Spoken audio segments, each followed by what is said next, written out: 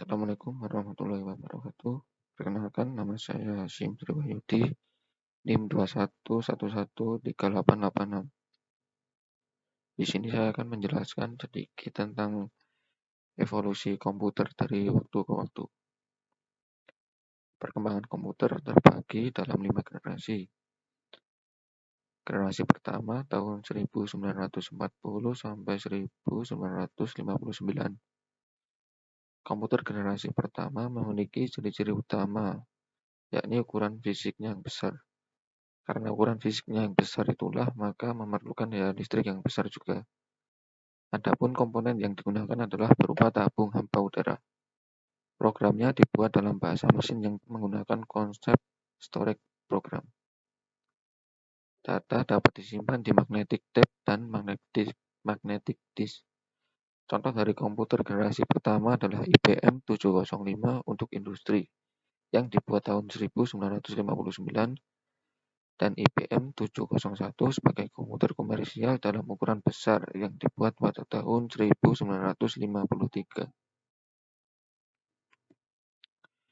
Generasi kedua terjadi tahun 1959 sampai 1965.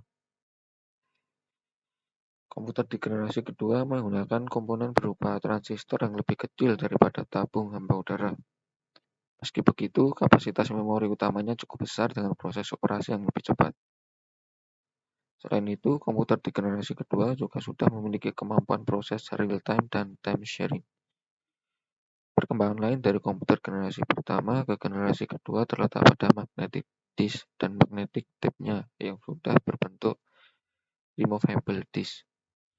Contoh komputer generasi kedua diantaranya komputer PDP-5 dan PDP-8 yang dibuat sebagai komputer mini komersial pertama pada tahun 1963. Contoh lainnya yaitu IBM 1400, IBM 7070, NCR 300, dan sebagainya.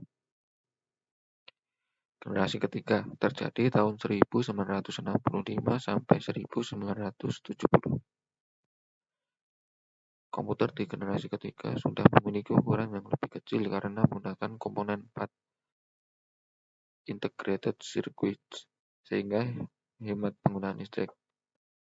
Proses operasinya juga berjalan lebih cepat dan tepat dengan kapasitas memori yang jauh lebih besar. Magnetic disk yang digunakan memiliki sifat random access. Komputer di generasi ini sudah dapat melakukan multiprogramming dan multiprocessing, serta dapat melakukan komunikasi data antar komputer. Alat input dan outputnya juga semakin canggih dengan menggunakan visual display terminal. Contoh komputer generasi ketiga adalah PDP-11, CDC 3000, dan IBM S30 Nova. Generasi keempat terjadi tahun 1971 sampai 1980.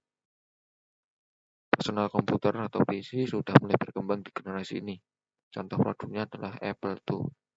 Memori komputernya sudah menggunakan bentuk chip dari mikroprosesor dan semikonduktor dengan teknologi Large Scale Integration atau LSI yang juga disebut dengan Bipolar Large Scale Integration.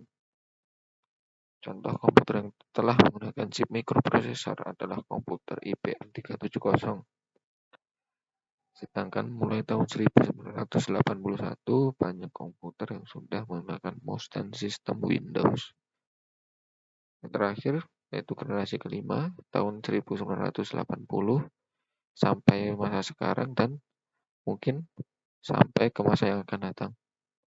Komputer generasi kelima dipelopori oleh negara Jepang, telah menggunakan Very Large Scale Integration dan Artificial Intelligence supaya komputer dapat memecahkan masalah sendiri. Selain itu, komputer pada generasi ini juga mempunyai jutaan warna dengan resolusi yang sangat tajam. Lalu, perkembangan teknologi komputer generasi kelima juga memungkinkan untuk dibuat jenis komputer portable alias laptop.